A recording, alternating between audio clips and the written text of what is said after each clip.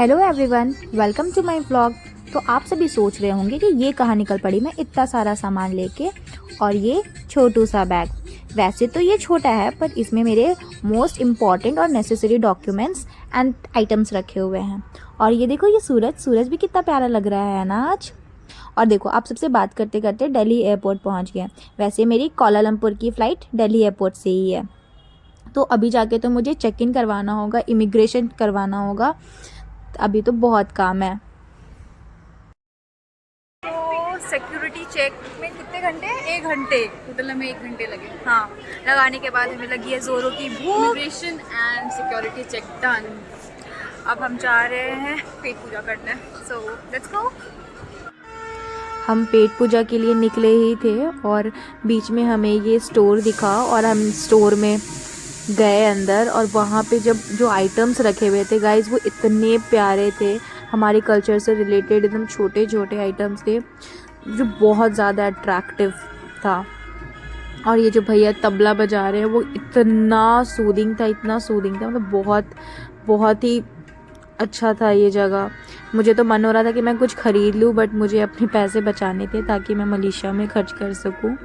So I didn't bye anything. तो उस सुंदर से स्टोर से निकलने के बाद हमने KFC से ऑर्डर किया। हमने cold drink and chicken burger खाया। एंड क्योंकि यार 5.5 घंटे हमें बिताने हैं फ़्लाइट में, सो पेट अच्छे से भरा होना चाहिए। तो बस फ़्लाइट में हमने सीट लेते ही सारे के सारे सो गए और 5.5 घंटे बीतने का वेट कर रहे हैं। Okay, yeah. So finally we have reached after traveling 5.5 hours. And अभी कितने बज रहे हैं आकांक्षा? It's 8:20. 8:20 हो रहे हैं। 8:20 and Indian timing, I think it must be 6 or 5. Around 6. So we are ahead of 2 hours, no? 2.5 hours. 2.5 hours. So now we are going to the immigration we are. तो guys, land होने के बाद मैं Kuala Lumpur airport को explore कर रही थी कि क्या डिफरेंस है हमारे इंडिया के एयरपोर्ट से मलेशिया के एयरपोर्ट में। तो ज़्यादा डिफरेंस तो कुछ दिखा नहीं। एंड ये अमन है जो वेट कर रहा है किसी का। लास्ट में बस हम ही 4 थे जो सबसे पीछे पीछे जा रहे थे। तो बेसिकली गाइस, हमें ना एक टूरिस्ट गाइड असिस्ट हुआ था जो हमें सारे डेस्टिनेशन पे and famous places of Malaysia वो घुमाने वाला था। तो वो हमें लेकर सबसे पहले एक मॉस्क पे गया जो मलेशिया का बहुत फेमस मॉस्क है। यहाँ पे इंडियन मुस्लिम्स, मलेशियन मुस्लिम्स आते हैं, नमाज़ पढ़ते हैं, जस्ट लाइक इंडिया में जैसा होता है। तो ये ब्रिज से ये व्यू इतना सुंदर लग रहा था कि सबने रिक्वेस्ट करा टूरिस्ट गाइड को कि प्लीज़ हमें यहाँ पे फ़ोटो लेनी है। तो हम सारे फिर बस से उतर के फ़ोटोज़ क्लिक करवाएं वहाँ पे। बट मुझे धूप इतनी ज़्यादा लग रही थी ना, और मैं इतना एग्जॉस्टेड फील कर रही थी क्योंकि सोया नहीं था यार। एक दिन पूरा हो चुका था और मैं सोई नहीं थी, तो मुझे उतना ये नहीं था। But really the view was very nice. वहाँ से जो व्यू दिख रहा था ना, कैमरे पे उतना पता नहीं चल रहा, but it was really very beautiful. और क्लाउड्स कितने प्यारे, मतलब इतना फ्रेश एयर, इतना फ्रेश सब कुछ था, बहुत ही अच्छा था। तो फिर यहाँ से जाने के बाद हम बहुत सारे हमारे जो स्टूडेंट्स थे वो इस मॉस्क के अंदर गए थे। तो इस मॉस्क का अंदर बेसिकली ना आपको एक हिजाब टाइप्स कुछ पहन के जाना अलाउड था। तो मेरे पास वैसा कुछ वेयरिंग था नहीं, ड्रेस था नहीं कि मैं दुपट्टा या फिर ऐसा कुछ ले पाऊँ, तो मैं अंदर गई नहीं। मुझे बस हो रहा था कि मैं बस होटल जाऊँ एंड रेस्ट करूँ।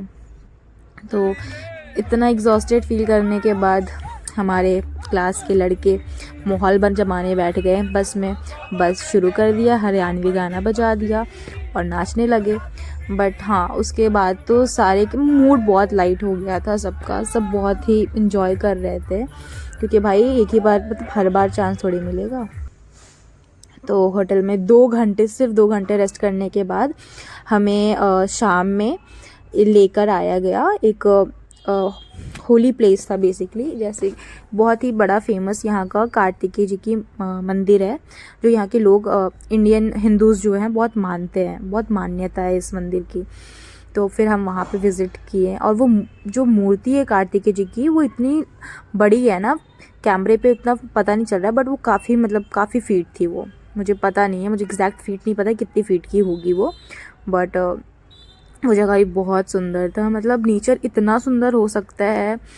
फिर अराउंड 400 से भी ज़्यादा सीढ़ी चढ़ के हम ऊपर गए पहाड़ पे, एंड वहाँ पर भी मूर्ति थी। एंड मुझे नहीं पता था कि मलेशिया में भी इतना ज़्यादा हिंदुज़म होगा वहाँ पे।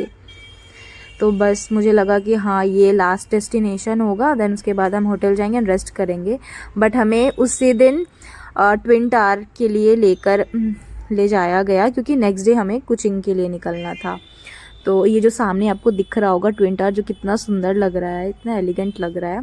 तो फिर हम वहाँ भी गए, एंड ये देख सकते हो कितनी ज़्यादा भीड़ है यहाँ पे। हमने यहाँ पे फ़ोटोज़ क्लिक करवाए, एंड ये इतना मतलब समझ भी नहीं आ रहा था कि लाइट जल किधर से रही है। मतलब इतना सुंदर था वो, इतना सुंदर था। वैसे हाँ, ट्विन टावर के अंदर जाने के लिए आपको टिकट्स पहले से करनी पड़ेंगी, जो हमने की नहीं थी, तो हम अंदर जा नहीं पाए।